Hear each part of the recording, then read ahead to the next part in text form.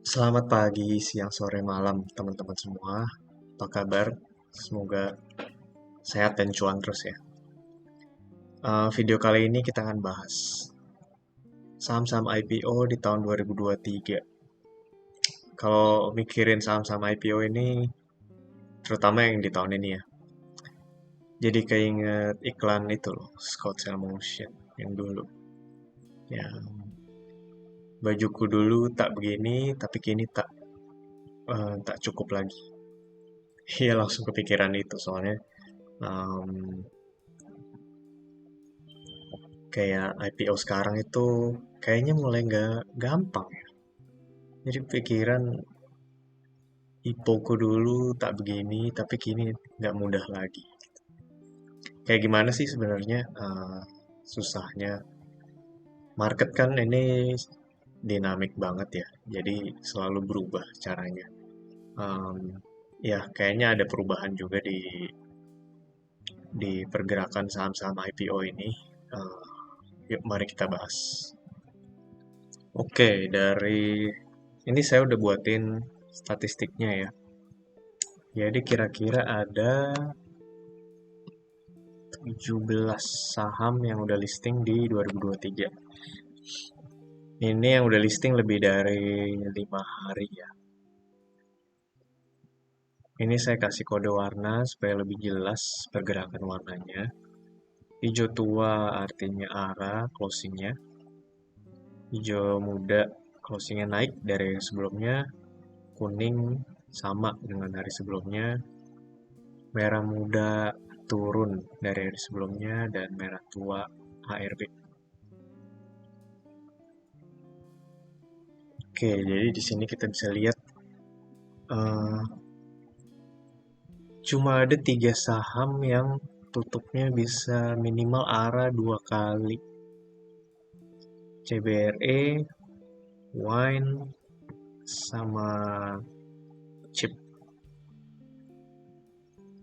Nah, cuma yang 3 saham dari 17 saham yang bisa minimal arah 2 kali.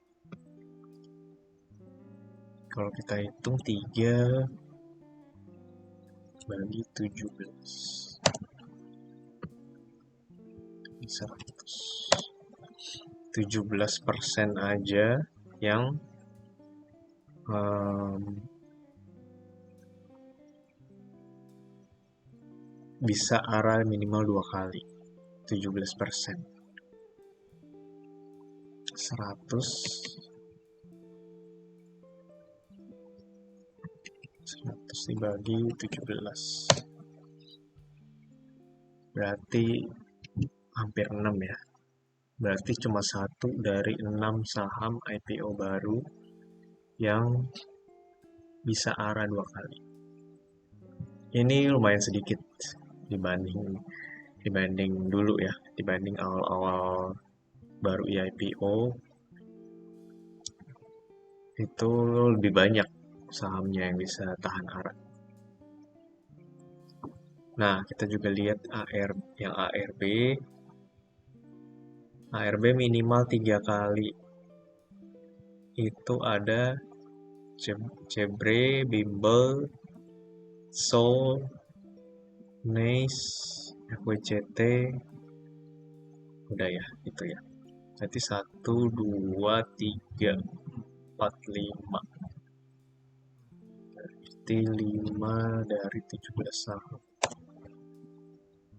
29%. 30%. 1 dari 3 saham itu kemungkinan bisa ARB minimal 3 kali.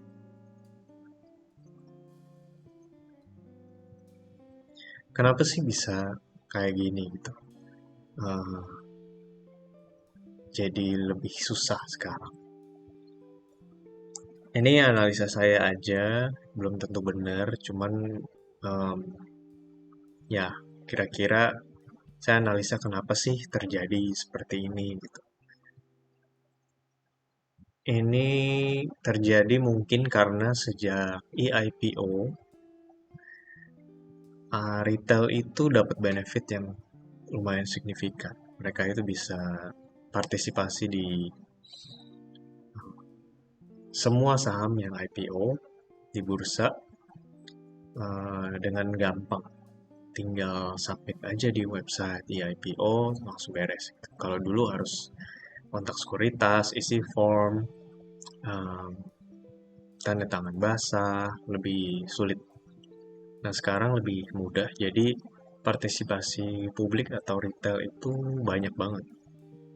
Nah, karena di saham-saham IPO ini mereka bisa kasih cuan yang lumayan, terutama di awal-awal ya. Maka partisipasi publik juga makin tahun makin banyak gitu. Nah, karena semakin banyak, semakin rame, terus juga belakangan ini trending orang-orang yang scalping di saham-saham IPO itu juga makin banyak, terutama dalam 2-3 tahun belakangan ya. Orang-orang nyari cuan instan gitu tiap hari. Um, nggak salah sebenarnya, karena market ya memang memperbolehkan hal itu gitu. Dapat cuan cepat instan bisa ya, kenapa enggak? Cuman jadi ini mempengaruhi juga ke pergerakan harga saham-saham IPO. Eh, jadi gini, semakin semakin rame suatu saham itu beban market maker itu semakin besar ya. Em, karena banyak orang, semakin banyak jumlah orang yang punya kepentingan di saham tersebut. Nah, biasanya kalau memang satu saham itu rame, pergerakannya itu udah susah untuk diatur. Eh, ya paling gampang kita lihat saham-saham blue chip deh. Saham-saham blue chip yang udah besar banget, partisipasinya rame banget, jumlah investornya rame banget. Itu pergerakannya ini ya, em, berat gitu. Untuk naik tinggi berat, untuk turun turun banyak juga sulit gitu. Em, karena size-nya yang besar, kepentingannya banyak. Jadi eh, pergerakannya lebih berat lah. Nah, sama seperti di saham-saham IPO ini, walaupun mereka baru listing, tapi volumenya udah rame gitu. Jadi beban market maker itu, mereka butuh uang yang lebih banyak untuk atur harga sahamnya. Karena gini, semakin banyak orang yang punya kepentingan, itu cara pikirnya juga beda-beda gitu. Ada yang mikir misalnya sahamnya udah arah satu, terus eh, wah udah untung 20% nih, ya udah take profit aja gitu. Kapan lagi untung 20%? Eh, nah, yang partisipasi retail ini ribuan orang gitu, dan ada ribuan orang dengan berbagai nominal uang yang apa ya, range-nya itu sangat besar. Itu market maker tuh sulit untuk atur itu. Jadi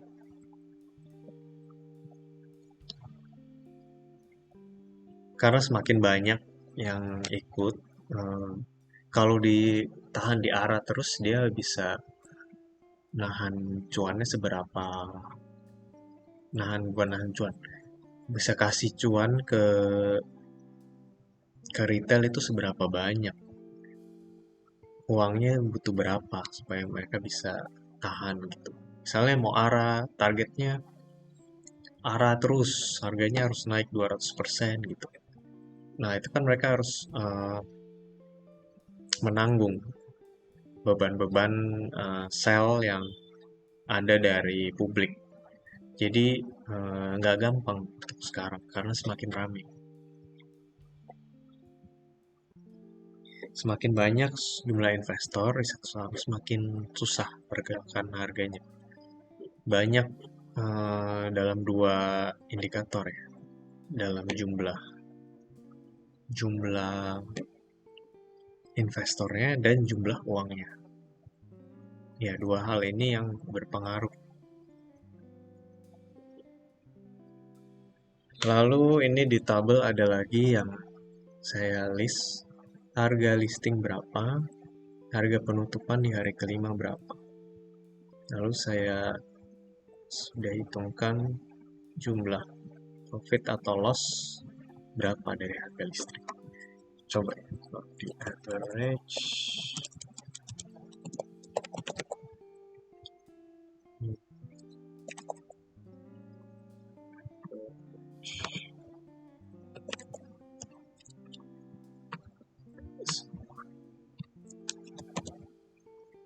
Oke, dapat 16,2. Rata-rata 16,2% cuannya dalam 5 hari saham-saham IPO ini. Kalau kita hitung lagi, misalnya 100 juta ya, kita ikut maksimalnya 100 juta. Rata-rata kalau nggak salah dapat 2 sampai 4% per orang penawaran umumnya. Kita pakai angka terjelek aja 2%. Rata-rata cuannya tuh 300 ribu berarti. Dari 100 juta cuma 300 ribu. Kalau ikut semuanya ya, 17 sampai. Jadi udah susah sekarang cari cuan, nggak bisa banyak-banyak.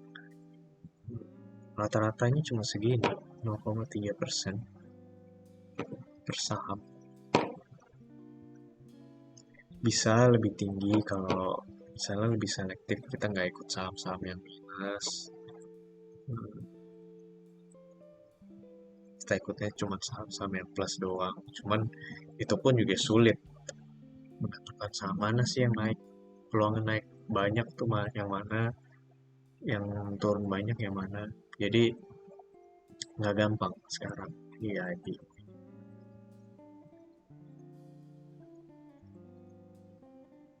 Begitu kira-kira kesimpulannya kenapa sulit ya untuk mencari cuan di IPO sekarang. Faktor utamanya karena itu sih, karena partisipasi retailnya sudah sangat banyak. Jadi semakin rame itu semakin sulit untuk naik, terus naik banyak lanjut, itu sangat sulit, nggak gampang. Begitu aja kesimpulannya. Semoga membantu teman-teman dalam investasi saham di saham-saham IPO. Pergerakan market selalu berubah ya, dan trennya di saham-saham IPO sekarang itu di tahun ini seperti ini, lebih sulit untuk mendapatkan cuan lebar dari saham-saham IPO. Terima kasih atas teman-teman yang udah nonton sampai habis. Sampai ketemu lagi di video selanjutnya. Thank you.